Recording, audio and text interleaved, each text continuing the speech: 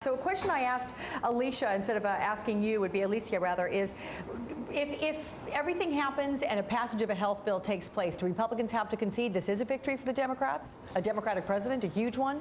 I think that's probably right. I mean, it depends what's in it in terms of how big the success is for the Democrats. I mean, clearly, the Democrats should get a bill. They have a big majority in the House. They have 60 votes in the Senate, although Senator Kennedy has been sick.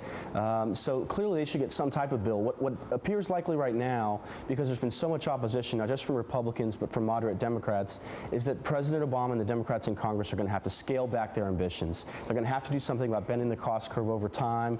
They're going to have to make sure it's deficit neutral. I suspect you're not going to get a public option because there's just so many questions about that. So I suspect it's going to be much more modest than Democrats wanted. You know, you bring up the public option angle of things. Matt, if the Democrats are willing to pass a bill with no public option, is it a victory for their image, showing they're willing to move toward the middle to reach some sort of a bipartisan compromise? I think it's a win for both sides if we can get a bill that has some reform in it that addresses the cost issue long term. Now, the question is, will liberal members, will the left wing of the Democratic Party allow a bill to pass without a public option? That's a very uncertain question right now. The better question is, can conservative Democrats end up supporting a bill that the Democrats in Congress are putting forward and get reelected? They're very worried about their reelection prospects, and they're hearing about it at town halls across the country. So, to Alicia, given that it is an election year next year, do you think if this health care bill does not pass now, does it get the attention, the focus, and the ability to pass in 2010 or not? I don't think it does. I think it's now or potentially never. And I mean, I think the part of my question to Matt, who I always love coming on with because he is so very reasonable, is if we do have a bill that doesn't have a public option, are we going to see some Republican support for it?